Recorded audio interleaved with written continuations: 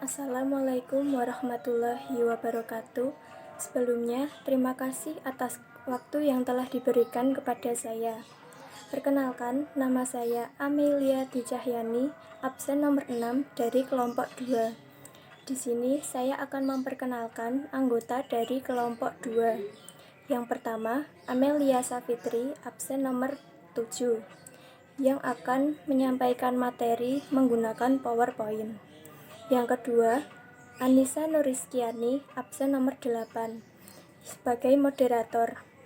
Yang ketiga, Armadiva Rizkina, absen nomor 9, yang akan menyampaikan materi menggunakan video bahasa Inggris. Yang terakhir, Asrining Puspito Jati, absen nomor 10, yang akan menyampaikan materi menggunakan video bahasa Indonesia. Sekian dari saya. Wassalamualaikum warahmatullahi wabarakatuh. Assalamualaikum warahmatullahi wabarakatuh. Perkenalkan, nama saya Armadiva Rizkina, saya absen 9 dari kelompok 2. Di sini saya ingin memaparkan materi mengenai pengajuan dana kas kecil dalam bahasa Inggris. Filing Petty Cash Funds. A. Definition of petty cash fund subsumption. Petty cash subsumption is an amount of cash or cash provided by the company to pay expenses which are relatively small and uneconomical when paid by check. B. Small cash fund application form. The petty cash fund subsumption form contains: number 1, funds for part of the work unit. Number 2, petty cash fund period. Number 3, petty cash startup funds. Number 4, balance. Number 5, description column. Number 6, amount. Number 7, total. Number 8, official signature. Number 9, per received by. Number 10, has received form. Number 11, no voucher. Number 12, transaction date. Number 13, information. Number 14, cash amount. Number 15, official letter signs. Number 16, signed by an administrative officer. And the last is 17, the work unit signature. C. Manage small cash fund application documents. Petty cash handling procedures in a company, namely: number 1, administrative staff make request to fill petty cash funds. Number 2, if the request is approved, the secretary receives from the treasurer. Number 3, administrative staff records receipt of cash in. Number 4, record entries into the cash book. Number 5, money is kept in a safe place. Number 6, receipt of cash in is stored in an order folder. Number 7, office administrative staff or secretaries can issue petty cash funds as needed. Number 8, every time an office administration expense occurs, it must record this expense into cash out evidence. Number 9, get a signature on the cash out receipt. Number 10, record and enter the cash out receipt data into the cash book. Number 11, save all expensive documents in the outner.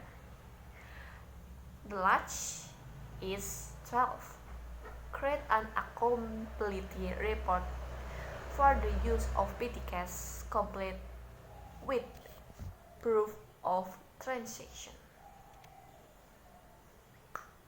Thank you very much to attention me. Wassalamualaikum warahmatullahi wabarakatuh. Assalamualaikum warahmatullahi wabarakatuh. Perkenalkan, nama saya Asrening dari kelompok 2. Di sini saya akan menjelaskan materi mengenai pengajuan dana kas kecil. Materi ini berisikan 3 poin. Yang pertama ada pengertian, yang kedua ada formulir pengajuan dana kas kecil, dan yang ketiga adalah mengelola dokumen pengajuan dana kas kecil. Pengertiannya, pengajuan dana kas kecil adalah sejumlah uang kas atau uang tunai yang disediakan oleh perusahaan untuk membayar pengeluaran-pengeluaran yang jumlahnya relatif kecil dan tidak ekonomis bila dibayar dengan cek. Lalu yang kedua ada formulir pengajuan dana kas kecil. Formulir pengajuan dana kas kecil berisikan dana untuk bagian unit kerja, ada periode dana kas kecil, dana awal kas kecil, saldo kolom, keterangan, jumlah total, tanda tangan petugas, dan diterima oleh. Formulir bukti penerimaan uang tunai berisikan telah diterima dari nomor voucher, tanggal transaksi, keterangan, jumlah uang tunai, tanda tangan pejabat yang ditandatangani oleh petugas administrasi, dan yang terakhir adalah tanda tangan unit kerja. Poin ketiga yaitu mengelola dokumen pengajuan dana kas kecil. Prosedur penanganan kas kecil pada suatu perusahaan yaitu staf administrasi membuat permohonan pengisian dana. Jika permohonan disetujui, maka sekretaris akan menerima dari bendahara. Lalu ada staf administrasi mencatat penerimaan bukti kas masuk, catat pemasukan ke dalam buku kas.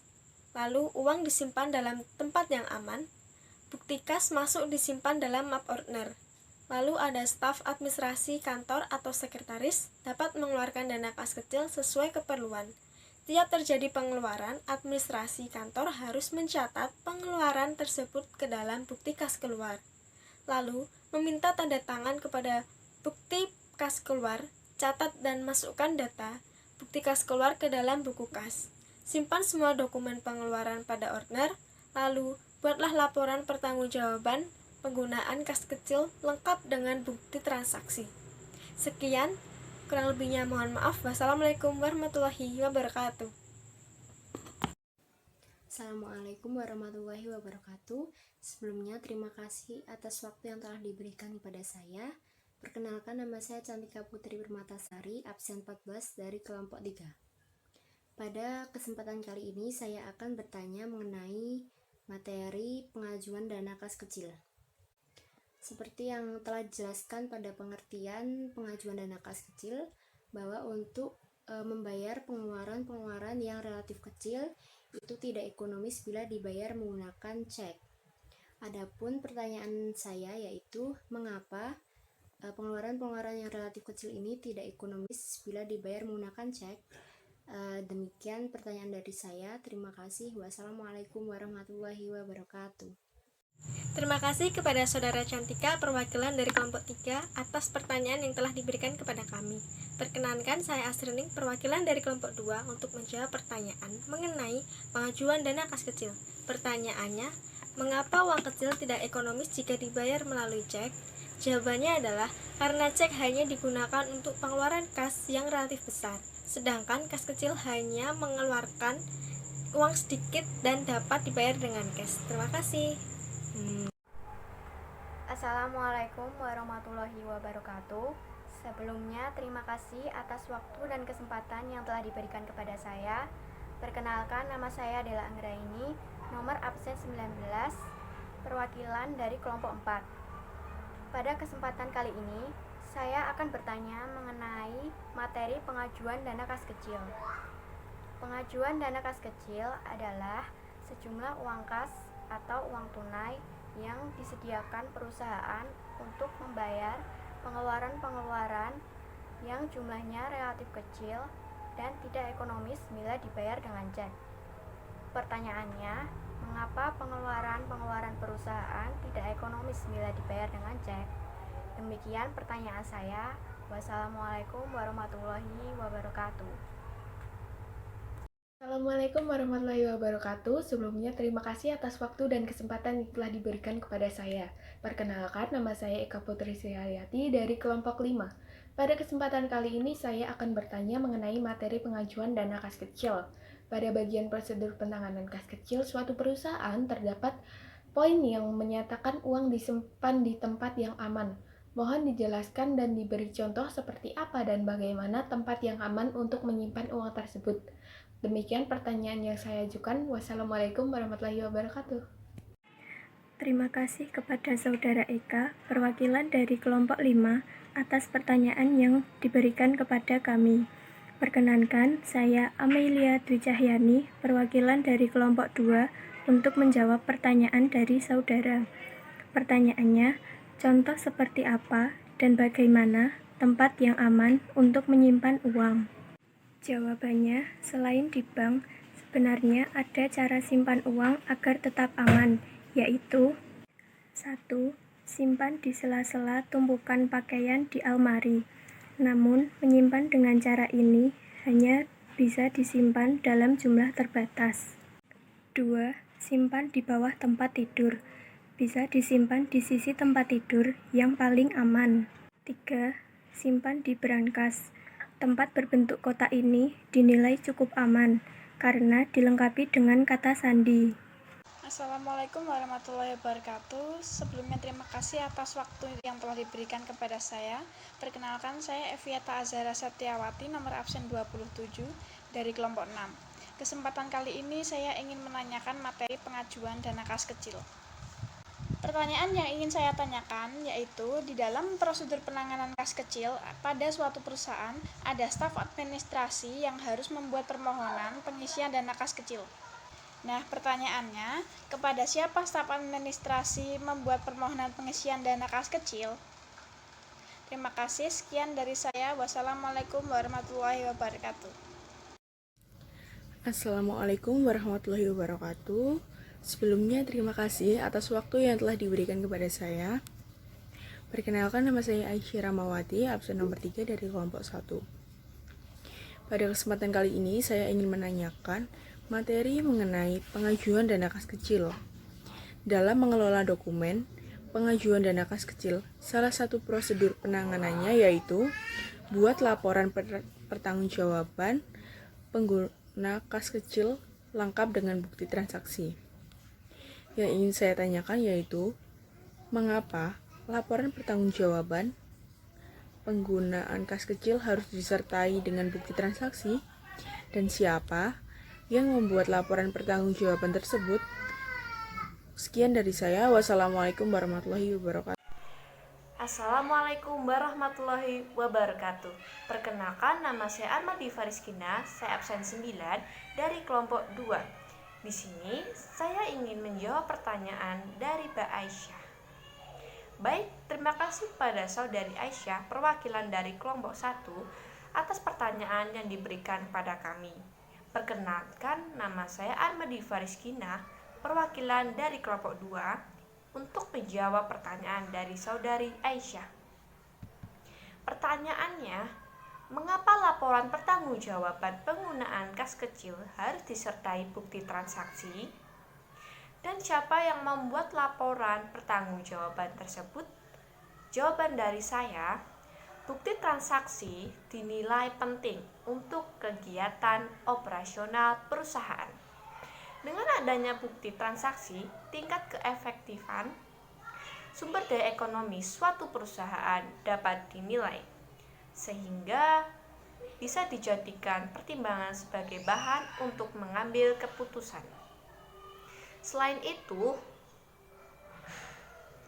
dalam membuat suatu pencatatan atau pembukuan dalam perusahaan, diperlukan adanya bukti transaksi agar pencatatan tersebut valid. Apabila pembukuan yang dibuat oleh perusahaan tidak memiliki bukti transaksi sebagai dasar dalam pencatatan, maka laporan tersebut patut dipertanyakan keabsahannya. Maka dari itu, bukti transaksi adalah hal utama yang harus ada dalam membuat pencatatan atau pembukuan. Jawaban yang selanjutnya, siapa yang membuat laporan pertanggungjawaban? Nah, jawaban saya yang membuat laporan pertanggungjawaban yaitu pemegang dana kas kecil. Sekian dari saya. Wassalamualaikum warahmatullahi wabarakatuh.